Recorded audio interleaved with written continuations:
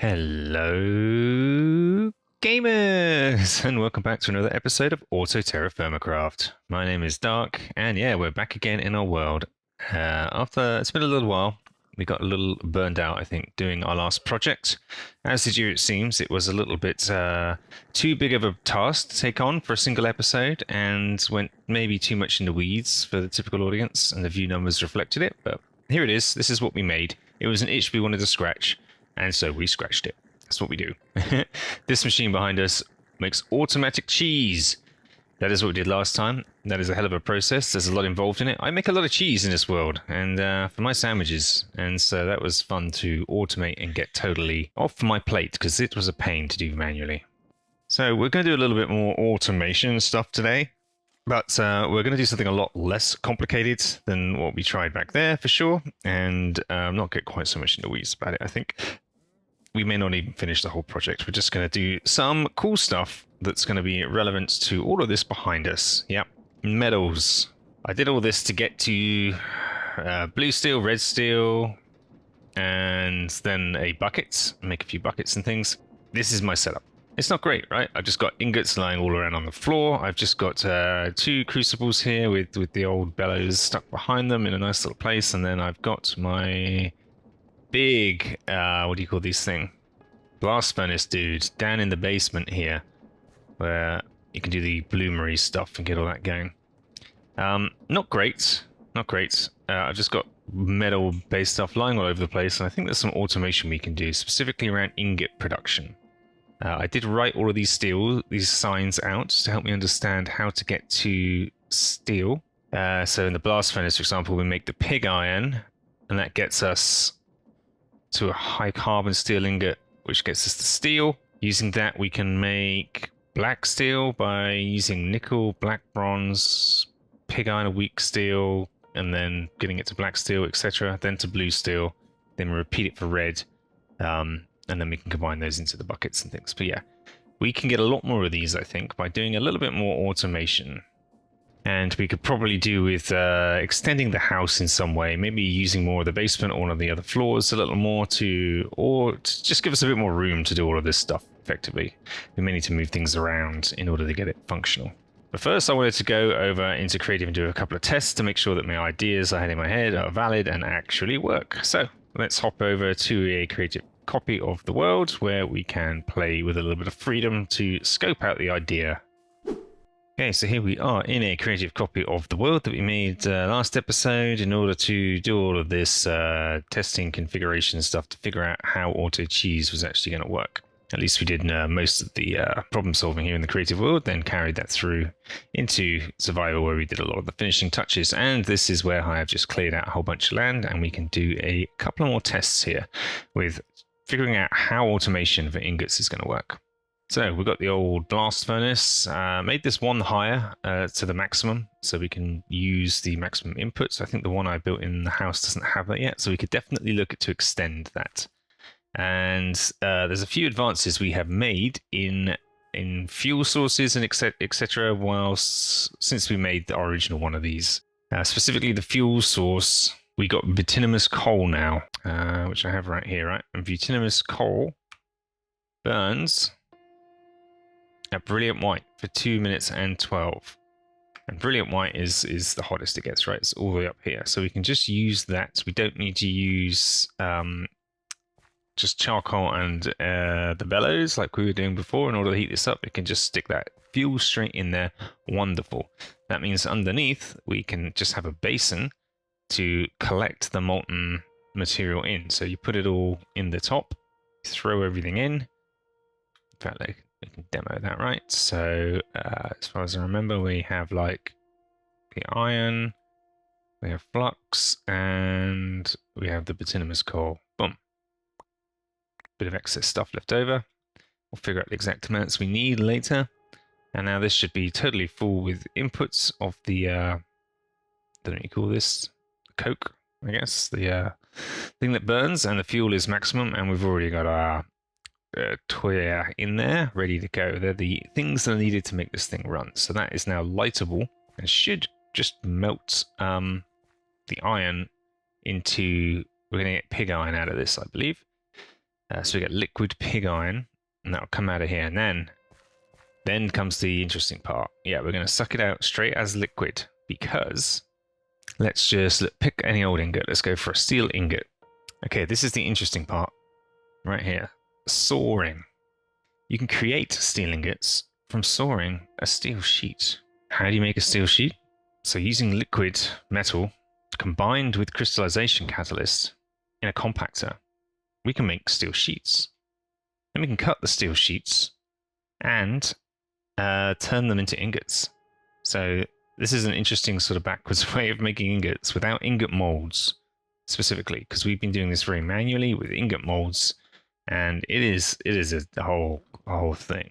You need to have your molds on hand. You need to put those into crucibles, put all the ingredients in, melt it all down, collect them one by one out of here, wait for them to cool, break them out, then you break the ingot molds, and you've got to make more ingot molds, and oh my goodness, what a task. So that's what we're trying to simplify here. We're going to make sheets from the molten metal directly, and then we're going to cut that down into ingots. No more ingot molds, no more manual melting, and yeah, this is going to save us a lot of time. So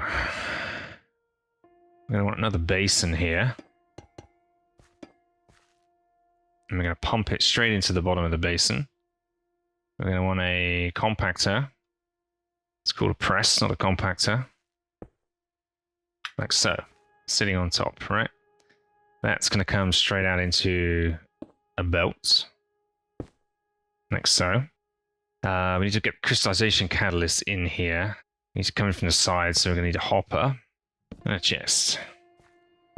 Then we have the saw. Why did these things never place correctly? There we go. The saw goes onto another belt. That goes into a chest that can pick it up with a funnel. Now, in this process, there's a 50% chance of getting this crystallization catalyst back, so we can reuse that in the process.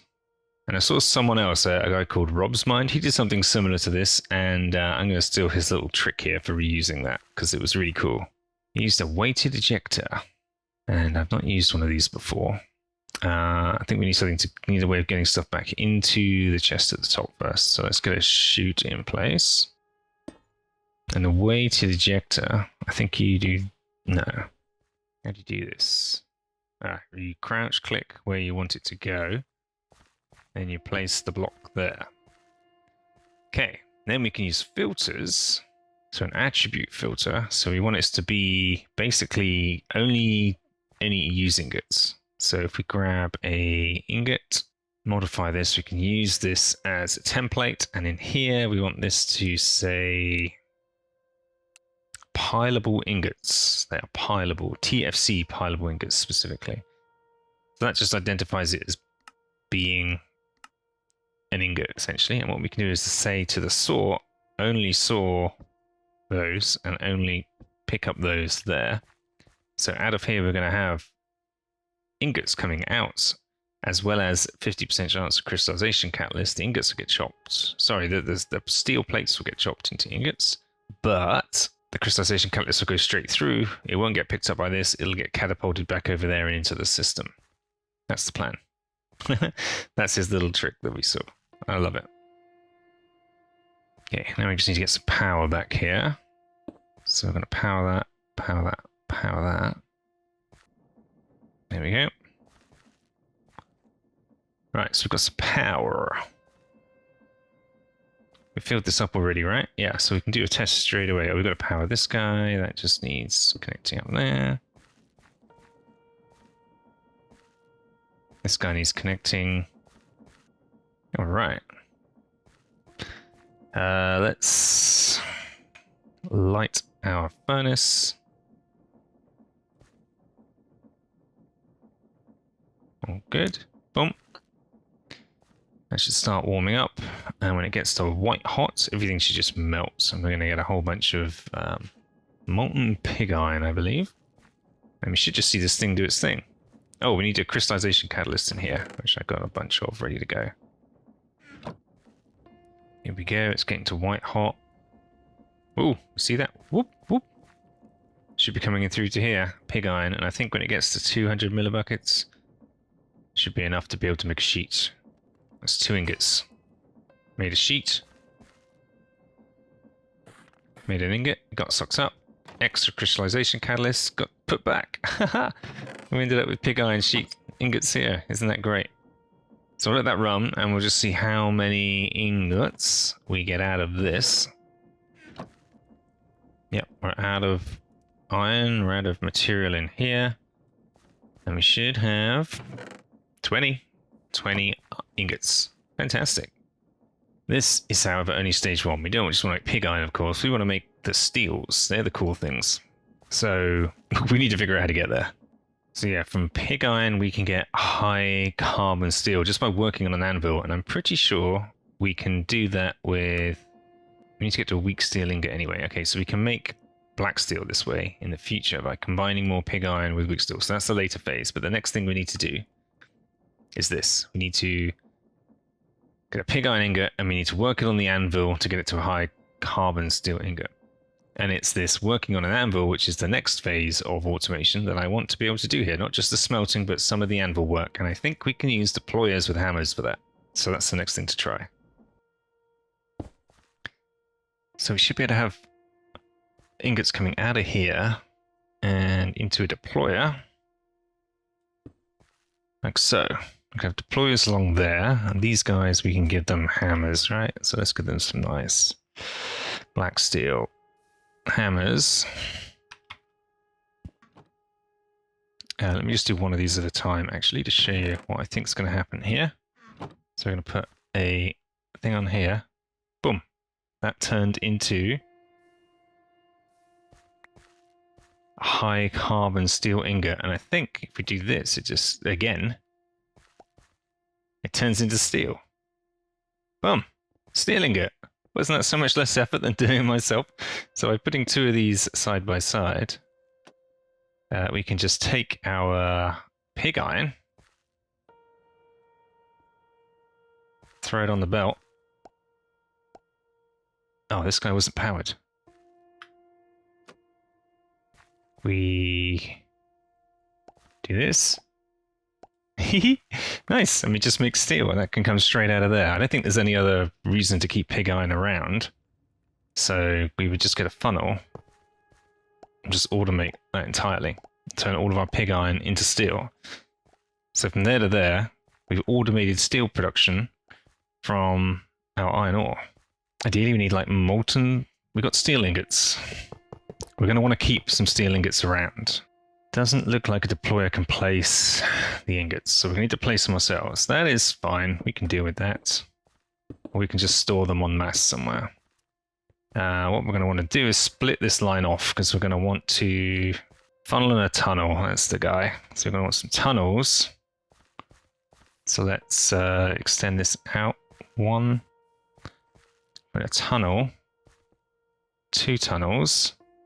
Like that, and then we can round robin this guy. So let's just throw a bunch of these on. We should end up with 2 piles, right? Yep. Sweet. Okay, so blue. Where's the black steel? Here it is. So black steel is steel, black bronze, and nickel. So we've got to combine it in these ratios. Nickel we just heat directly. It's not a clever compound, it's just a pure metal. And do we have... Oops. Nickel. We've got tons of it already. Good. So nickel we can just melt down in a crucible and do its own little thing. So we've got steel, nickel, black bronze. Black bronze is silver, copper, and gold. Okay. So I think we'll do this first. Silver, copper, gold. Let me just screenshot this guy. I think we get silver and gold out of our processes here. Let's check. Gold, yeah. Silver. We don't get silver. Okay. Yeah, so silver we don't have yet as a renewable. We need this stuff. Nesis cobble. And whenever we are able to crush this, like in our rock crushing facility over here, we'll be able to get that out of it. But currently... we haven't mined that type of stone. That's fine. we can go get that. We just need to find some in the world somewhere. Problem for future me. Now we want to be able to do is come up with a system to pull out these in the right ratios on demand and put them into a crucible. So my idea here is to use these pulse extenders and just fire a single tick pulse into them and extend the pulse length for different times for each channel, therefore letting a different number of items out of the chests. Did a bit of experimentation with the numbers here, trying to figure out how many ticks we would need for each. It was getting complicated and it wasn't very consistent. And we had to account for the redstone torch delay. Ultimately, with the limitations of these devices, they go up to 60 ticks, 60 seconds, or minutes, but nothing in between. And you obviously can't chain them together. So I think I'm going to park that for the minute, and we're going to go ask some clever people in the Auto-TerraFirmaCraft Discord and see if they've got any ideas of how to control a pulse length more accurately. Okay, charcoal forge. We can put bituminous coal in there, look at that. So we will do that. Can we stock it up with one of these guys? This doesn't look like it's going to be... Ooh, can it be done this way? Deployer cannot put stuff in there. That is disappointing. Okay, you can just chuck items on. That's good to know. Look at that. Okay. So maybe we've got a solution here. There's absolutely no way the hopper's going to work, right? No way. Dispenser. Okay, so there's one piece of coal. Two pieces of coal. That does work, look.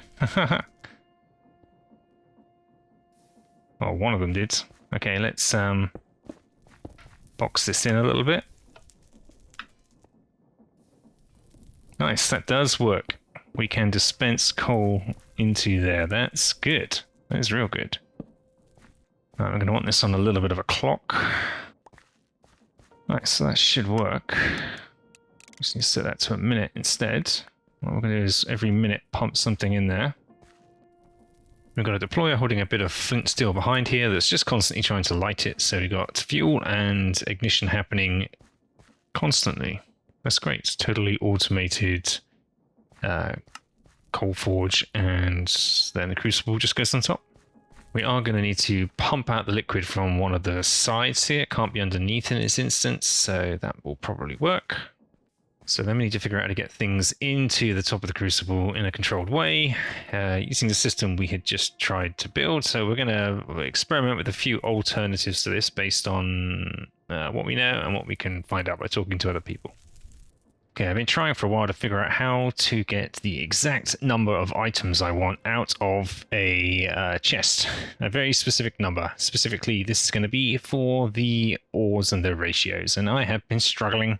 I was hoping there'd be like a create-friendly way of doing this, and the obvious thing is these pulse extenders. But because of the numbers we're talking about, I can't get the quantity out. So say I wanted 50 pieces of raw crushed copper out of there. You can't get it exact because you can only dial in up to 60 ticks, or then you're into seconds, but it can't be both, and you can't chain these together either. So, and we need the signal to be on here.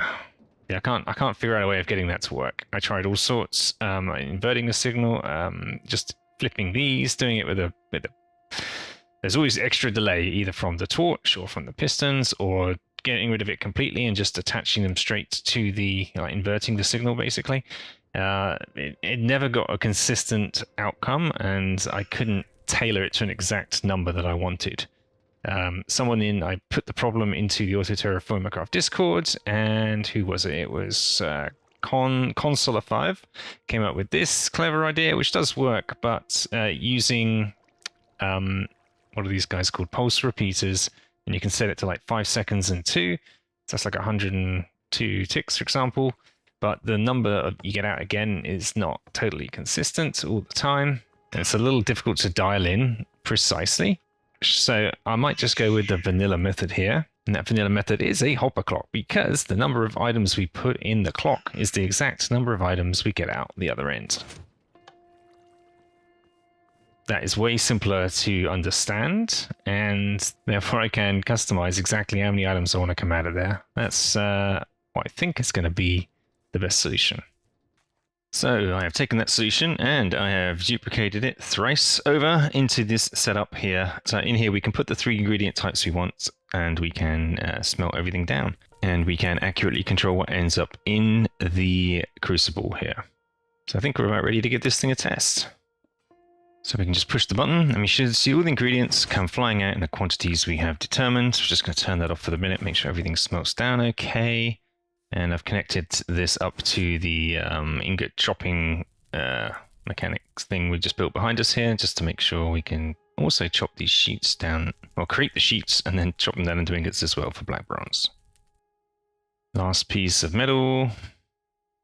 Boom, black bronze, molten, fantastic. Now let's get that pumped over to the other side and just smash this into sheets and cut it into ingots. Just make sure this works too. Yoink. We should start seeing black bronze. There it is, liquid black bronze, molten black bronze. This should end up over here, end up in this crucible. Nope. Oh man, I think I'm 1 pump short. Hang on. There we go, 1 extra pump to get to the last block, and boom! Check it out! Black bronze sheets and black bronze ingots. Fantastic. Okay, so our little smelting setup works for black bronze too. That is good news. Now I think I just need to start reconfiguring this whole thing and planning it out so it's more like a side-by-side machine, everything ending up more or less the same end of this thing. So here we have it. I've reconfigured the whole thing that was previously over there. It is now in a big old straight line, and the ingredients start all the way at the back here where we load those up onto the belt and put it into the smelting setup. The crucible right next door, and we can run all the same power lines for all the similar components for the second half of this all the way through the system here, and store everything in bolts at the end for the different types of metals that we are going to be gathering. So now we got this in place, we can just give it a quick test this side of things to see if our end-to-end setup is going to work. Everything seems to be flying out as expected. Melting down nice and fast. That's fantastic. Our auto smelting crucible thing is doing a good job. And oh, things are coming out on the wrong belt over here. What is going on there?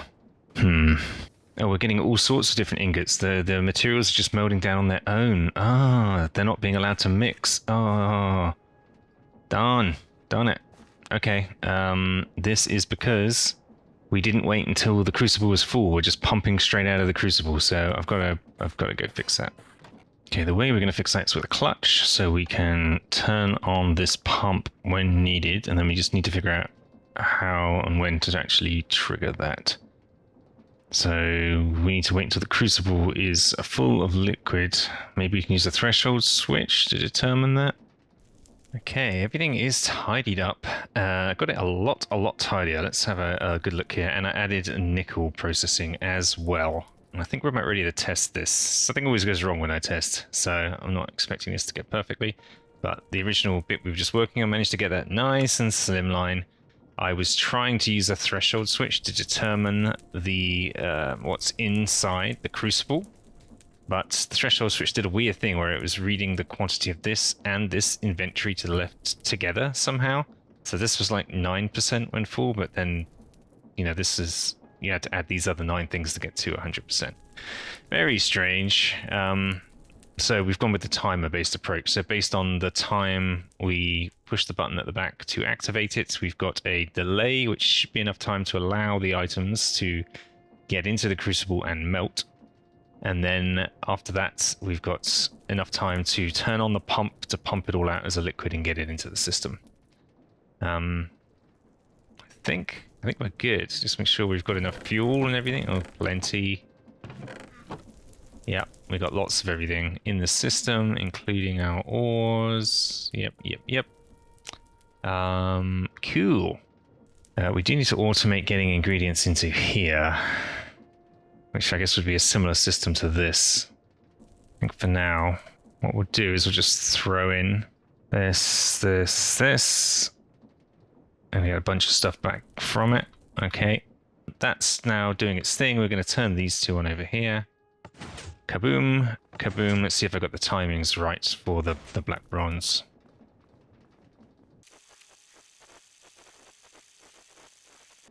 Okay, the raw ingredients smelted. The chopperification is happening over here, and it's all looking good. Let's check the crucibles. Okay, it is being pumped out. The timing seems to be okay so far. Is it all going to get removed? It all left. Yeah, I think it's done. There we go. Nickel, black bronze, and steel. Superb. Now we can make black steel. That's quite a process. Look at all this we've had to make just to make the automated ingots for those three things. Now we need to get to this weak steel. And with weak steel, we combine with another pig iron ingot. Okay. So we need to keep some pig iron, which comes out of here. That's interesting. So we actually need to separate this line and store this line here. Okay, that has been resolved. We're now splitting out the pig iron that should come out of here into two tracks. One track's going to get hammered and turned into steel. The other one is going to go over here and get stored as pig iron.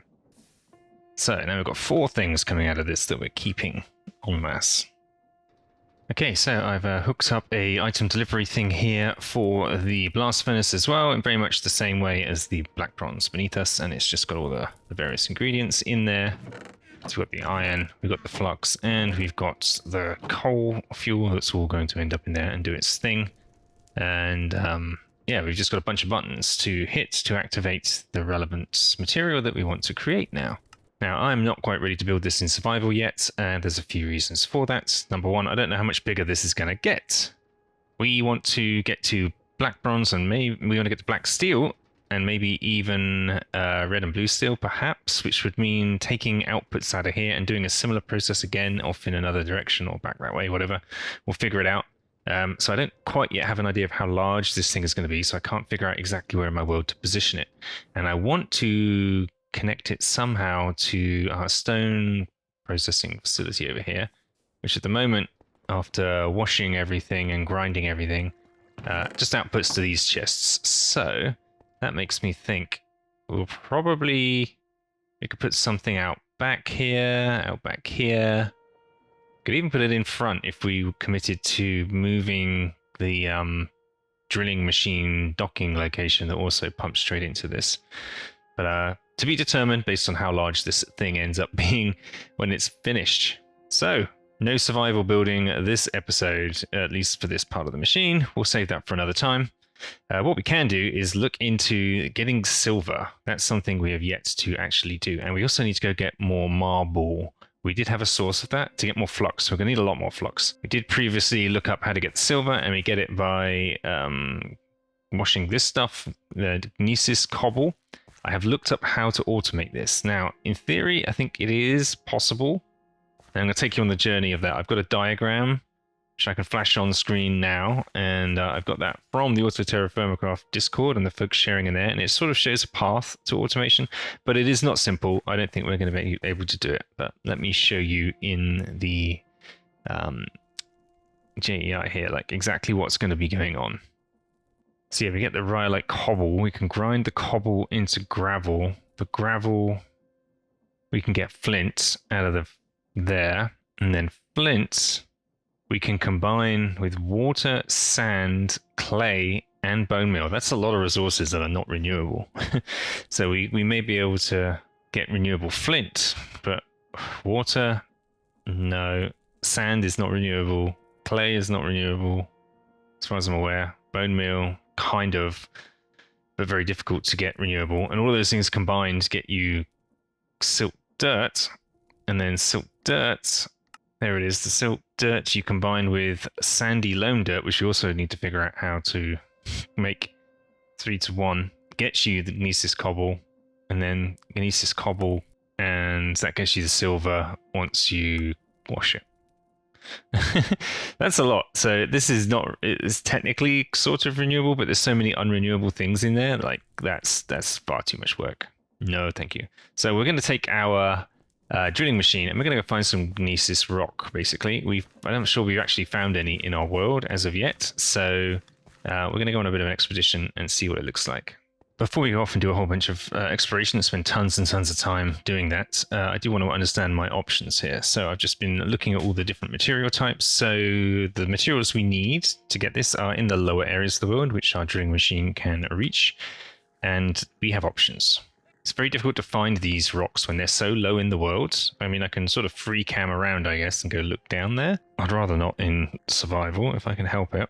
This is what we thought we need, the Gnesis, right? So let's just inspect this. We break that into the rocks when we get it, and then we turn it into cobble, and then the cobble we wash. And then the wash, we get a 12% chance of silver from Gnesis. Great. However, I don't know where any of that is. Never found any. So we get quartzine and slate, which are much more abundant in the areas where we are. And both of these, I think, are the same. So we get to cobble and wash it. And we get a 3% chance of silver with quartzite, 3% chance of silver. Not great, but better than we know where this stuff is. And then slate. Slate is the underlying rock on everything we're already standing on. This entire area is made out of slate. So we get to slate cobble and we get a 2% chance of silver, as well as sphalerite for zinc and some more copper. So they are options. Let's just go into spectator real quick here and we can have a look what's immediately under our feet. So the first thing is dacite, which isn't useful to us, but then you just keep going. And slate is just down here towards the bottom of the world. Tons and tons and tons of it. The entire bottom of the world in this section of the map is slate. Yeah, I think that's what we're going to do. We're probably for it's not even going to be worth us looking for quartzite, to be honest. I think I know where some of that is, but for 1% difference in what we get, we may as well just stay in our own backyard because, yeah, it's not worth the travel time. So now we have a plan. Let us hop back into survival and execute it. Survival world. Fresh survival world. Feels good. Be out of creative. Let's go up and see our drilling machine here, and we need to pick this guy up and take it with us. It's been a while since I've done this. That's picked up, and then yoink, we do that. Sweet. And then we've got a spare bunch of stuff here. All right, I think we've got everything we should need. So from here, we can... We already dug a really big hole for lava all the way at the back here, so we probably just carry on drilling away at that thing. Yeah, here we go. Here's a really big hole. Yoink. We have placed. We have floating half flowers, and we have alignment with our other hole. Cool. Oh, and we're off. It's already drilling. Superb. We'll let this get all the way down to lava level and see how much slate-based material we get out of this, and then how much silver.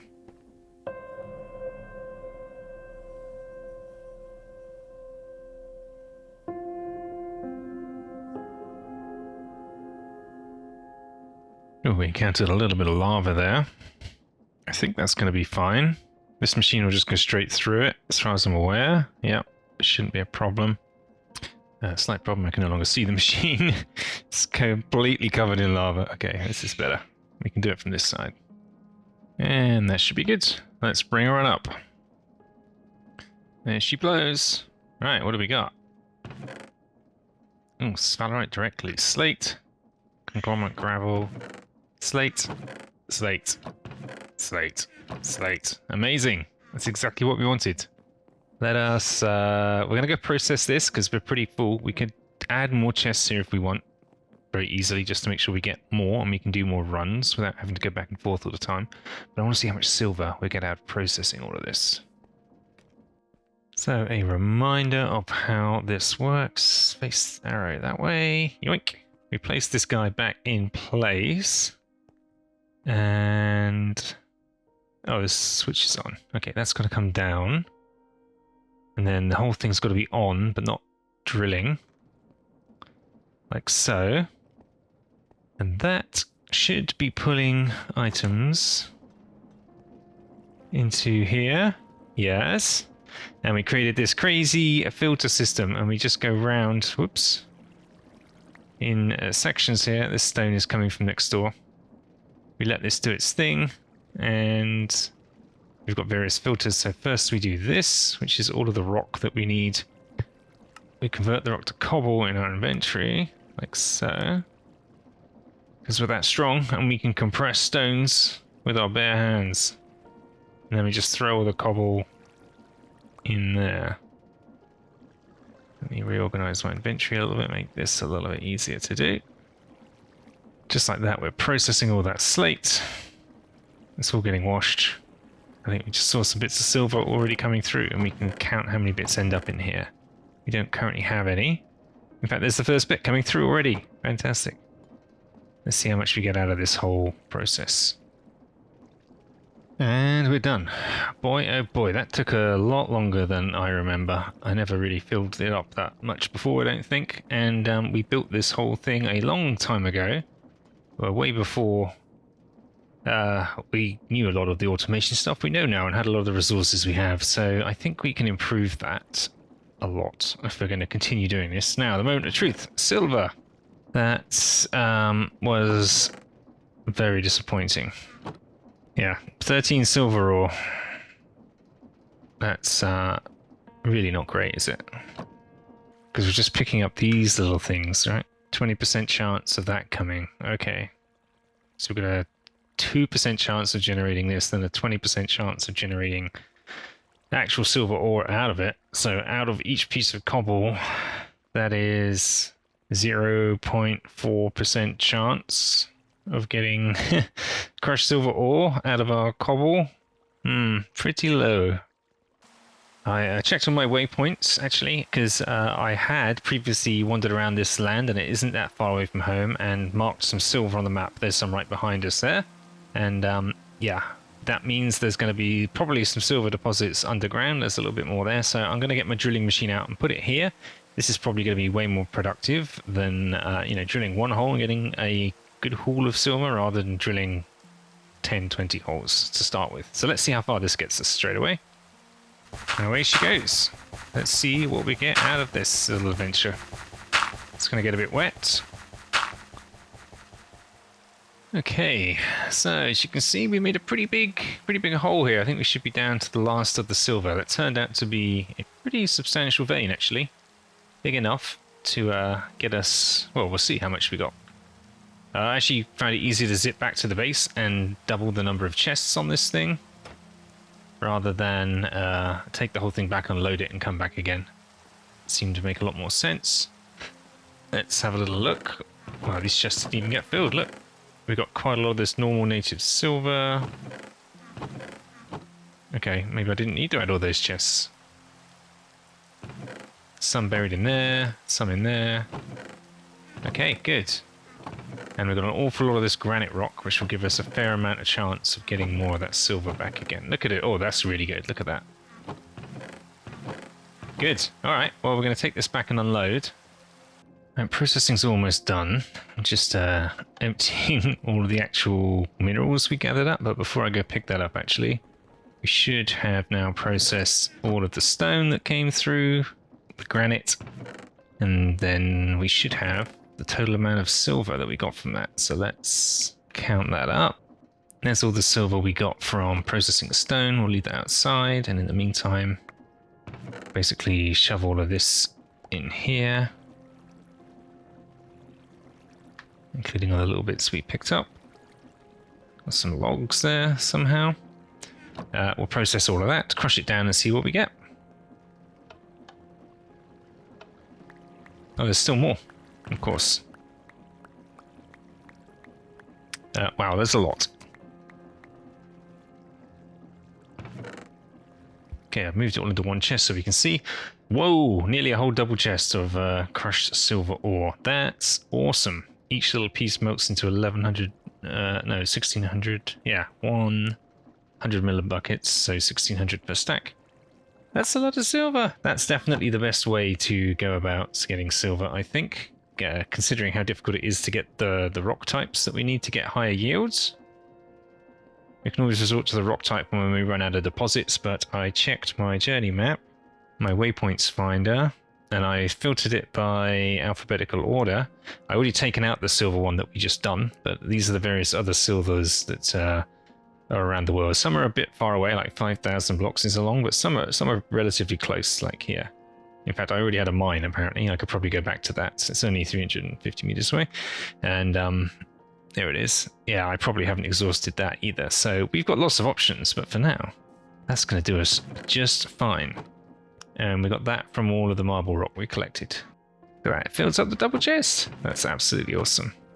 Right, we'll leave that in there for the time being, because we're going to come back and process that another time. And this processing procedure, I guess I had done it for really large quantities of stuff like that before. But this needs to be improved. This whole system is great. What I probably need to do is I will probably move this around the back over here, because it's out of the way, and I can place it down and pull in stuff into a more automated process to drop it off in here. I think that's going to be way better, and I can use a lot of the materials and skills I've gathered in doing this so far to do that, and we can clear out this front bit a little bit. It might look nicer. Maybe we'll put the thing we just designed in creative in here, or somewhere around here. We'll figure it out. But all of that will have to wait for another time. We are going to call it there for today. We made pretty great progress. We just spent a fair bit of time in creative figuring things out, and didn't build anything here in survival, but we certainly have got a lot to figure out next time, when we're going to be looking at the rest of that ore processing and smelting and automated iron ingot production for the more complex metals. Now we've got a good system in place. I reckon we could knock that out pretty quickly next time and move on to building it here in the real world, and then getting it all active and moving it all out of our house behind us. So that's going to be fun. I hope you enjoyed this one. If you did, please give us a like and subscribe if you want to see more Terra Firma content. I also do survival on Igniter SMP, and I also have a Minecraft podcast called Intentional Game Design. All links will be down below and on my channel. Thanks again, and we'll see you next time. Bye for now.